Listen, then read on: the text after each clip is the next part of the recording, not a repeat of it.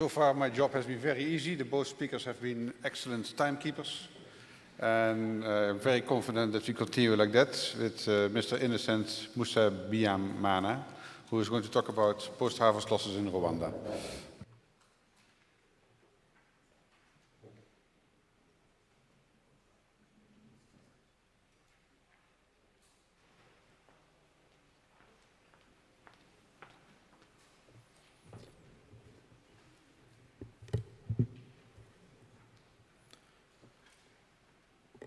Good afternoon.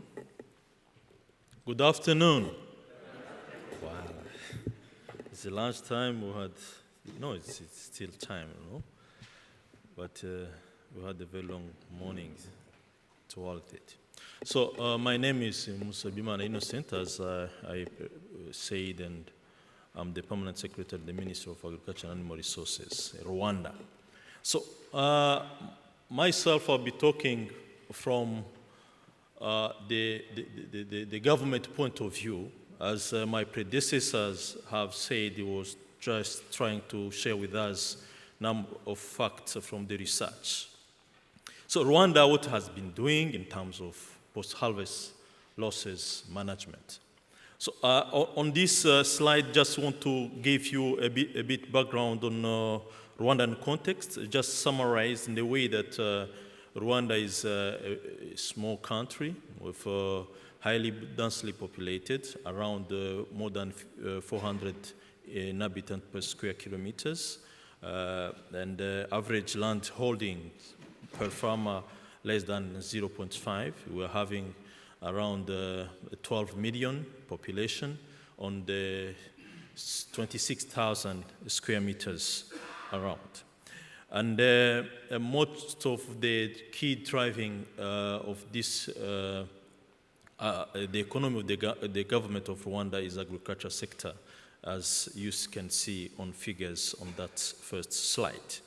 And a bit background on this also wanted to share with you is what is the government of Rwanda is doing in terms of food and nutrition security, especially by facilitating the population accessing to proteins through what we call one cow per poor family, whereby farmers are getting a cow and then can get easily income from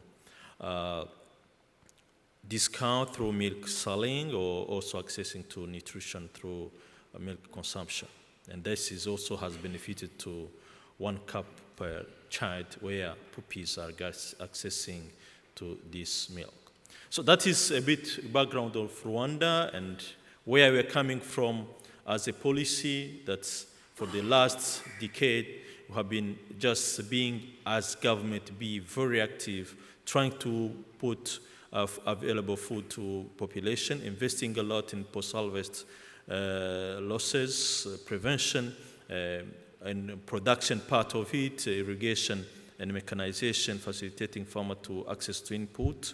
But that time, farmers who have been very passive. Now with the new strategic plan of the ministry, 13-18 for the 5 years, just to make farmers more active in the process, private sector leading the role, and government playing the facilitation role and continuously, definitely availing food security to the population. So here I just said I was trying to share with you the issue of the density of population of Rwanda compared to other countries in the world, just picking the somewhat just coming on the top. So as I said, for the last decade, if I recall, just before 2007, it was part of the government of the country was mostly food is secured, and with the erratic rains, and then was just experiencing that and continuously. But then the government has, this morning the key speakers were saying the commitment is very important, the policy level is very important. That's where from 2007 the government put the crop intensification program as a key program to drive the food security and also income for our population. That's where with this program, we facilitate farmers accessing to quality inputs, extension, proximity extension, and also investing in post-harvest handling and management. And this part, the key pillars I said, one is on land use consolidation. That the farmer is still owning his small plot to move and produce, but also consolidating on large scale so that farmers can access to this quality seed, extension services, can also organize themselves to bulk their produce to the market, and the linking to the market became very easy. So as you can see on this figure, you can see easily where for the last decade I was saying before 2007, and just in 3, 4 years, 5 years, just the production increased double, especially on this cereals production and the production in general due to this crop production, crop intensification program, where a key element I've forgotten to say is key priority crops, which gives more production, where the response to the input is very high and easily marketable and contributing to the production. That's and the food security. And that is the key criteria which drives the government to select these priority crops to transform, and that's the impact which came out from this program. Just to focus a bit on this session in terms of what we did in terms of post-harvest management. When we started this crop intensification program, only 10,000 metric tons capacity countrywide was available.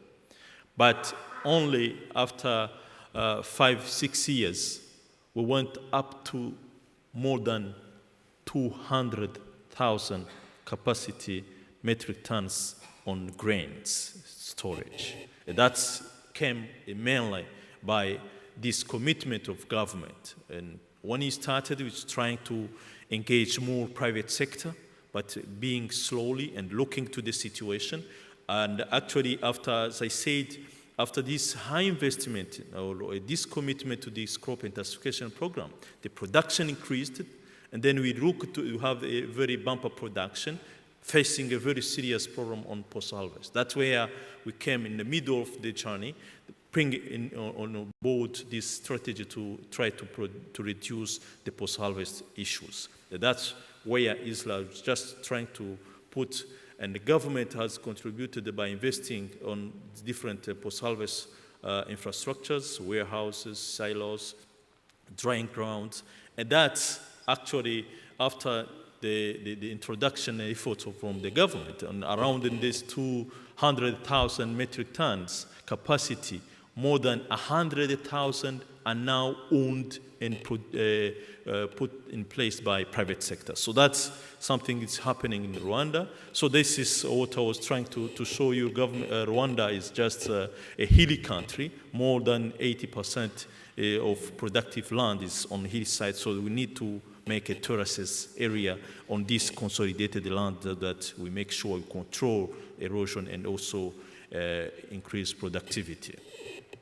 So quickly, this is impact what came out from this program by growth of agriculture production, and also with the growth of production of population that's concurrently go together. That's still food secured. After this program, what we came out is actually clearly guiding the government and the private sector. We came up with a post-harvest strategy to guide the government and the private sector, especially on management of this site. And when we started in 2000, an average raw or post-harvest losses were about 30% on food production. As we talk now, we are moving toward an average of 15%. That's on joint effort, government and private sector, to set up all this infrastructure to facilitate to reduce these post-harvest losses. These key pillars around this strategy, which is guiding definitely partners, also trying to support the government in terms of post-harvest management losses. That is a guiding principles or document. So on this, I have already said, as we make sure this post-harvest strategy is in place, we implement it, we continue make sure that we feed our population, and also most of our farmers, our population, are living on agriculture, so they gain more income on this by reducing post-harvest losses.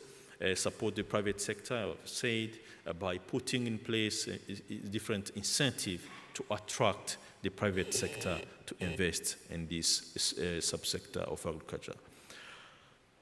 So this is already shared with you, what I was saying in terms of, and what came out actually in an integrated manner, and thanks to some of our key partners, especially FAO, the World Food Program, to come and build the capacity of farmers to this around this sector, post-harvest technologies. So this is the key drivers who have led the government to coming up with this output of these losses. What we did comprehensively is around this crop intensification program. We set up a mechanism for proximity extension, farmer-to-farmer extension, whereby we have a lead farmer at a village level that are well-trained on this post-harvest losses management, at least at the household level, to know what is happening just from harvesting management of this commodity to avoid these post-harvest losses. That have led really a good result coming out with this integrated extension system by lead farmers, farmer promoters, living with farmers, advising them how to manage the commodities, especially to avoid these post-harvest losses. Other drivers, I just said, this is post-harvest technology equipment and construction on different equipment across the country, which led to this capacity in 6 only years.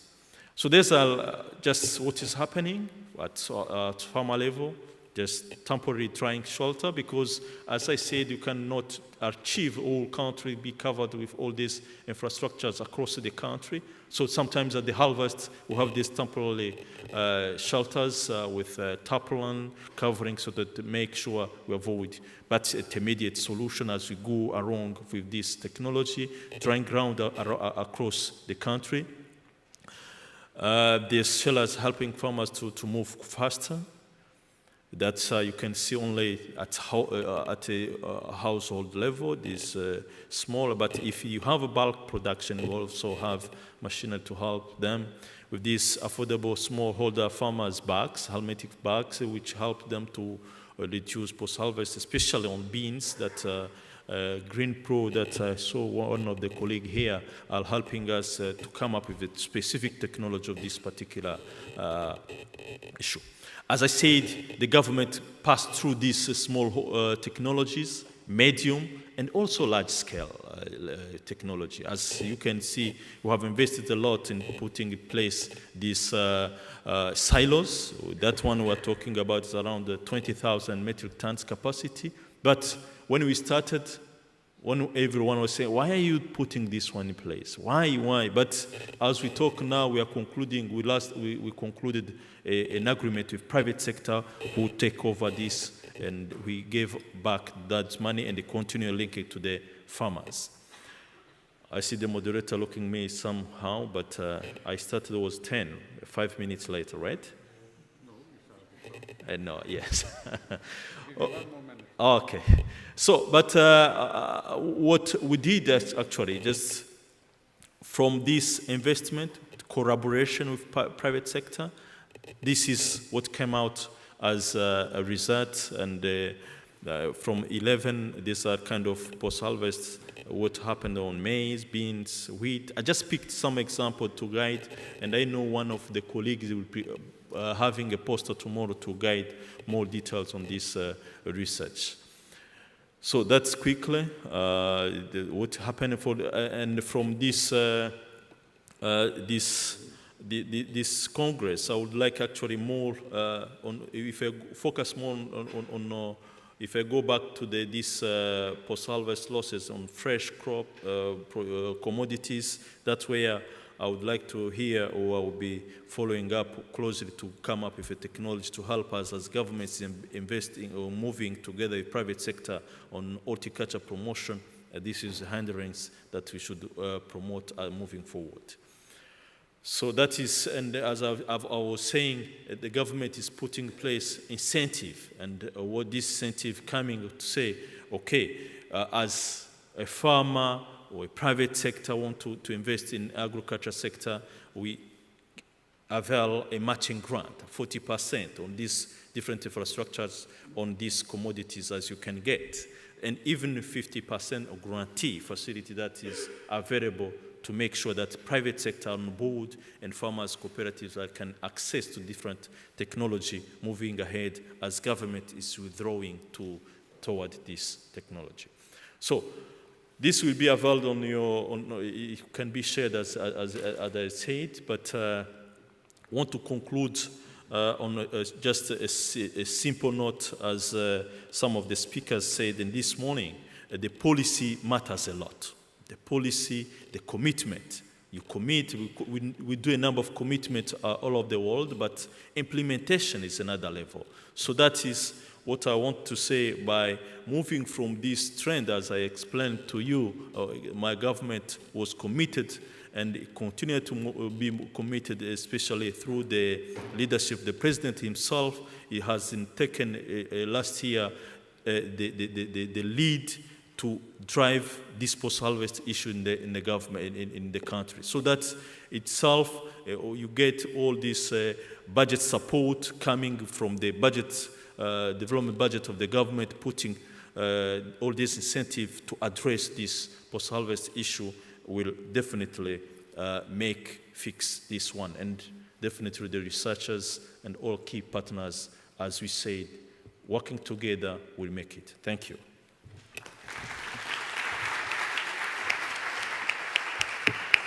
Thank you, Mr. Musabyimana. Your presentation really shows the huge diversity which exists in sub-Saharan Africa. The typical situation of Rwanda is very different from many other countries, and that shows that we cannot tackle the region or a sub-region as one. And we really, as FAO's policy is also re-emphasizing, have to look at implementation of solutions at a national level, at country level. If just one question, you emphasized that there is a strong policy of privatization and liberalization in Rwanda, but you also said that the storage capacity of cereals had grown from 10 gigaton to 213 gigaton. Is this all private investment or is this government investment? As I said, it's both. When we started, government invested. Now, around the 200 capacity metric tons, more than 100 are now constructed by private sector. So that's became the course of the implementation of the program. Okay. For the questions, I would like to ask the people with the microphones to let me select the speaker. Can I have some light in the floor, please? I can't see anything. Okay. Okay, this gentleman here in the front.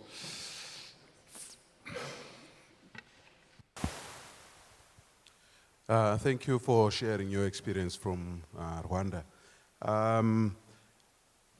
Rwanda being kind of, it has got double season as far as I... Who are you? Right. My name is Brighton Vumi. I'm from Zimbabwe. I was talking about the prevailing conditions in Rwanda, the fact that there's a double cropping, and in many cases, harvesting is actually done under humid conditions. What is the level of aflatoxin contamination in the food there? Because I know that there's quite a big challenge in that respect, and what is being done about quality issues and safety issues. Thank you. Thank you, Barton, for the question. Actually, as you rightly said, the biggest season that we started of September harvesting in Feb, we're harvesting in the middle of just a rainy season. Not really heavy, but a rainy season. That's where farmers are facing the issue of drying, and it's really a big issue. But as I presented here, that's why we came up with this number of the drying ground shelters coming throughout. And recently, and I was discussing some of the members here, we are introducing these mobile dryers that's helping farmers as they harvest, they dry, and we can control that. Going to that, your question also on the control of aflatoxin, it is when we started this program, this was a major issue as we go throughout this intensive extension mechanism at the grassroots level. We worked with a USAID putting in place a program on post-harvest management. We came up with very friendly extension material that across from the farmers we can understand and how to control this aflatoxin mechanism. Another point is to invest on this quality insurance equipment that's helping throughout. At private, on this warehouse, on the monitoring part, it helps to control on this. And another level also is what we have, we are bringing in the regional standards, but at the national level, we have Rwandan Bureau of Standards, which plays a major role in this law, just making a spot check throughout all these silos or this warehouse to make sure they are fitting with the standards. That's the strategy in place, but these mobile dryers will help as we combine all this infrastructure in place across the country. Okay, one more. Gentleman there, the far end.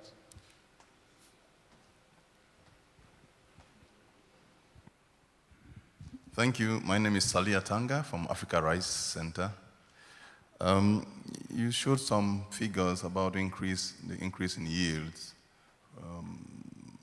Wheat was 129%, maize 225%.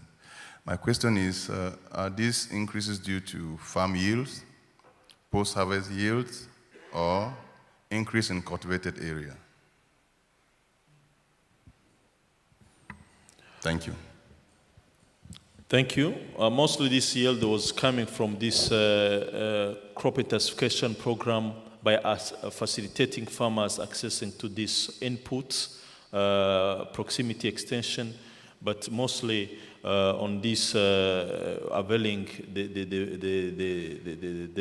fertilizer and seed through the subsidy scheme that have led to increase of yield and awareness of this input. But as I said, by implementing this, we faced the issue of bumper production losses. So that's where we came to this reduction of losses across all this program implementation. But mostly was coming from all this facilitation to increase productivity. Thank you. Okay, a round of applause for Mr. Musabyimana.